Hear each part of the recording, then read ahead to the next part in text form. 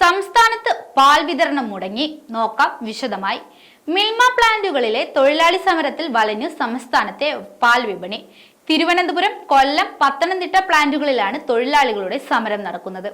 സമരക്കാർക്കെതിരെ കള്ളക്കേസെടുത്തെന്ന് ആരോപിച്ചാണ് സമരം ശക്തമാക്കിയത്. തൊഴിലാളികളുടെ സ്ഥാനക്കയറ്റം തടഞ്ഞെന്ന് ആരോപിച്ച് മിൽമ തിരുവനന്തപുരം മേഖലാ യൂണിയൻ ചെയർപേഴ്സൺ സമരക്കാരെ തടഞ്ഞുവെച്ചിരുന്നു. പ്ലാന്റിലെ തൊഴിലാളികളുടെ സ്ഥാനക്കയറ്റവുമായി ബന്ധപ്പെട്ട പ്രതിഷേധങ്ങൾ നടന്നുവരികയാണ് സമരക്കാർക്കെതിരെ കേസെടുത്തത്.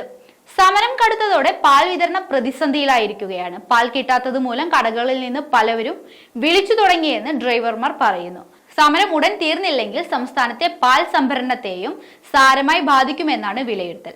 ക്ഷീര കർഷകരെയും ഇത് പ്രതിസന്ധിയിലാക്കും. സമരക്കാരെ ഡയറി മാനേജർ ചർച്ചയ്ക്ക് വിളിച്ചെങ്കിലും താങ്കൾക്കെതിരെ ചുമത്തിയ കള്ളക്കേസ് പിൻവലിക്കാതെ ചർച്ചയ്ക്ക് ഇല്ല എന്ന നിലപാടിലാണ് സമര നേതാക്കൾ.